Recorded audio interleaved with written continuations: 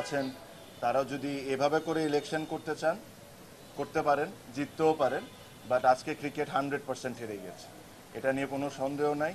আপনারা বলেন বড় গলায় যে বাংলাদেশে ফিক্সিং বন্ধ করা লাগবে, আগে ইলেকশনের ফিক্সিং বন্ধ করেন, পরে ক্রিকেটের ফিক্সিং বন্ধ করার চিন্তাটা করি।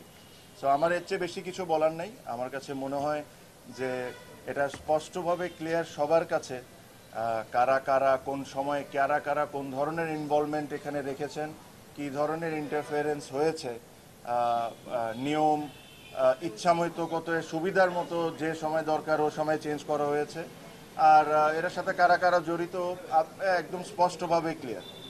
আমি এর চেয়ে বেশি আর কোনো কথা বলবো না, বাট ইনশাল্লাহ ভবিষ্যতে আমি এটা নিয়ে অবশ্যই কথা বলবো।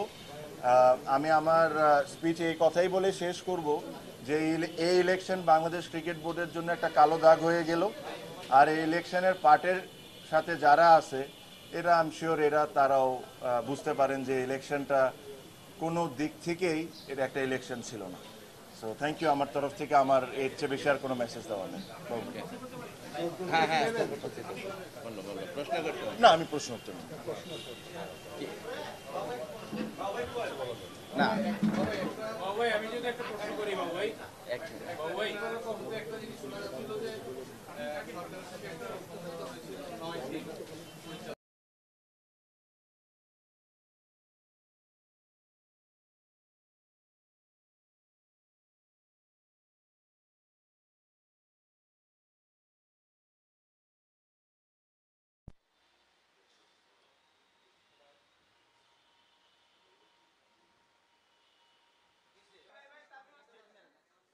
সবাইকে, আপনারা জানেন যে আমরা আজকে আমাদের নমিনেশনটা উইথড্র করেছি।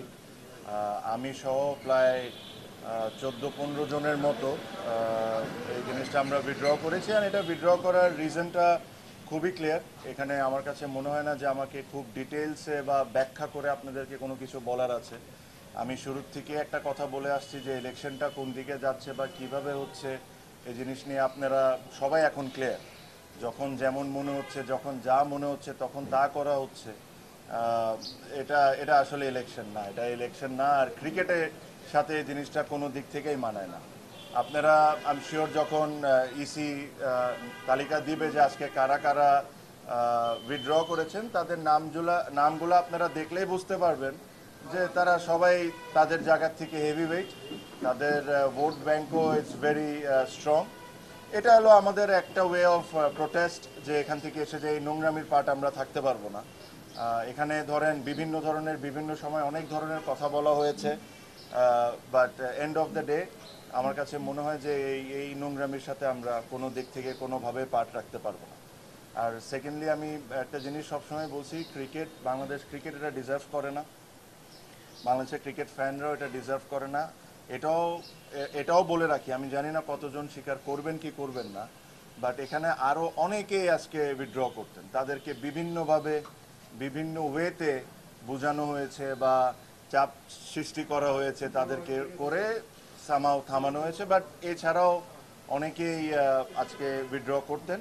তাও 15 জন যদি আজকে করে থাকেন, যদি আমি রাইট হয়ে থাকি, এটা একটা সিগনিফিকেন্ট নাম্বার, অলমোস্ট 50% আপনার উইথড্র করে নিয়েছে। সো আমি এই বিষয়ে কোনো এক সময় ডিটেলসে আপনাদের সাথে কথা বলবো যে কি হয়েছে কি হয় নাই। আমি একটা জিনিসই বলবো যে যারা বোর্ডে আছেন তারা যদি এভাবে করে ইলেকশন করতে চান করতে পারেন, জিততেও পারেন, বাট আজকে ক্রিকেট 100% হেরে গেছে।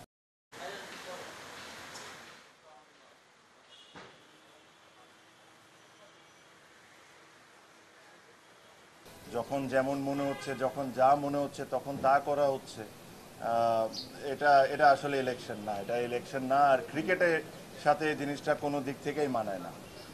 এখানে ধরেন বিভিন্ন ধরনের বিভিন্ন সময় অনেক ধরনের কথা বলা হয়েছে, but end of the day আমার কাছে মনে হয় যে এই নোংরামির সাথে আমরা কোনো দিক থেকে কোনোভাবে পার্ট রাখতে পারবো না। কারা কারা উইথড্র করেছেন তাদের নামগুলো আপনারা দেখলেই বুঝতে পারবেন যে তারা সবাই তাদের জায়গা থেকে হেভি ওয়েট, তাদের ভোট ব্যাংকও ইজ ভেরি স্ট্রং।